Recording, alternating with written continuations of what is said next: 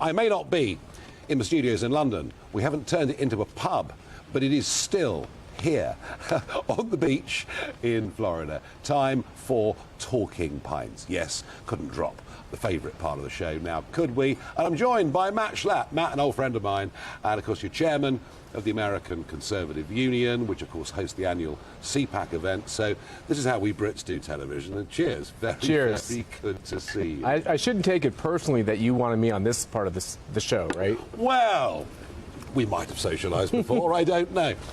I think we've come to some pretty wonderful solutions while we've socialised, I think. Now, for those in our audience that don't know about CPAC, right, and although it does increasingly make a bit of a wave when CPAC's on and people follow it, just tell us, in a word, what CPAC, where it started and what it's becoming. You know, CPAC is the largest political convention that occurs on the globe every year. It's the biggest thing in politics in America. The left in America have tried to replicate it. They've tried to destroy it. They've tried to do everything they can. For whatever reason, there isn't an equivalent on the left here, and you know this. But this CPAC phenomenon, in part because we've opened it up to everybody, our content streams for everybody to see, and then Donald Trump came to CPAC so many years now, and every year he was president, and now we have countries all over the globe wanting a CPAC, and we've been to 6 or 7 countries already. Yes, I came to the one in Australia. Yes, you did. And you've held them in Brazil, I think. You've held them, and all over. Australia, Brazil, Japan, Korea. We're going to go to Hungary. We're going to go to Israel. So it's an exciting movement.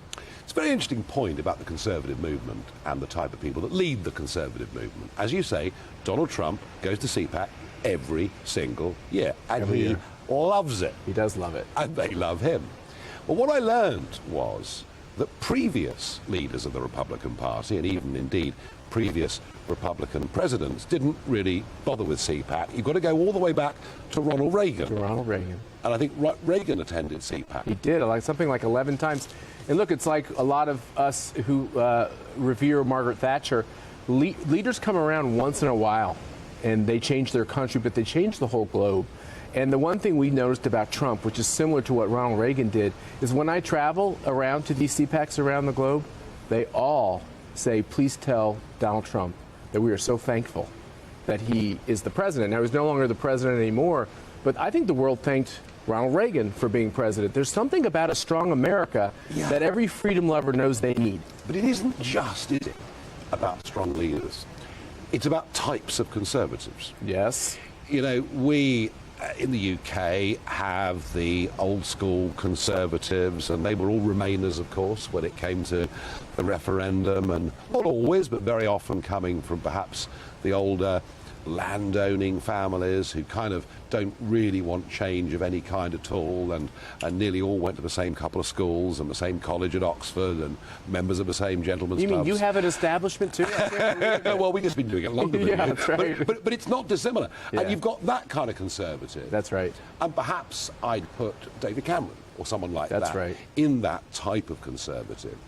And then you have the other kind of conservative who reaches out to the blue-collar voter, the aspirational voter.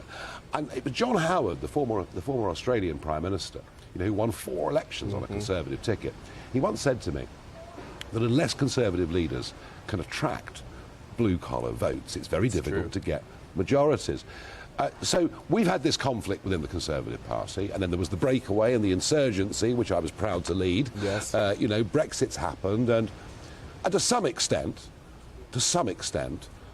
even in Parliament now, we've got a different kind of Conservative Party. Although it does look like Boris Johnson is taking the party off in somewhat more, as leader, in somewhat more of a liberal direction. So, we've seen those splits within conservatism in our country.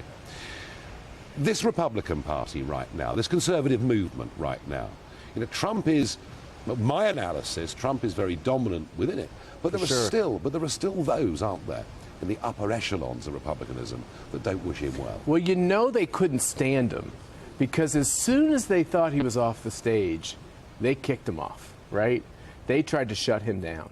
And that happened here in 1/6 with the violence around our Capitol. They wanted to blame Trump for it. They wanted to excoriate him and kick him off the stage. And what they just don't get about this guy is, I don't know what it is about his DNA and his fortitude, but there's no getting rid of Donald Trump. I mean, there's one way, And there's only one way. One day, God will take him home to his everlasting reward. But until that part, one thing I love about him is he is in this fight. I don't know whether he runs or doesn't run. I can't predict the future. But I guarantee you this. He is going to fight every day. And you talk about types of conservatives. You know, one of the reasons I love Donald Trump is there's no qualifier on conservative. He's just a conservative. Now, he says he's also a populist. And the elites in this country look down their nose at populists. I always say, what's wrong with being a populist? It means the people support your policies. Isn't that what you want? Popular. Yeah. I said in the European Parliament one, isn't it funny? You know, populism's becoming very popular. Yeah, exactly. No, I mean, look, you love him or loathe him, Trump is a fighter. And I've been comparing him to kind of rather like a heavyweight boxer that's lost the world title on a points decision, not happy with what the judges have done. That's right. And he's getting himself ready. He's going to run again, isn't he? I think he runs again. I think in his mind, he wants to make sure, he's an alpha male. He wants to make sure his health is good, his mind is sharp, that his spirit is willing, and that it's doable. He's also practical. And if those conditions exist, I think he runs. And I think what's interesting is he's uniquely, has the ability and the character to do something that's only happened one other time in our history, which is get defeated and come back and run again.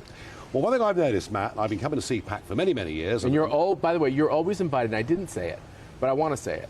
What you did in your country is a beacon for freedom for everybody around the globe. And every CPAC we have, no matter what the language, they all want you there. Well, that's very good of you. But I've noticed one last quick point. The 10 years or so that I've been coming every year, apart from COVID, the audience gets younger and younger and younger. Is there something exciting happening in American conservatism? They're getting younger, we're getting older. I don't really like that. It could be that we're getting older. That could be it. The fact is this.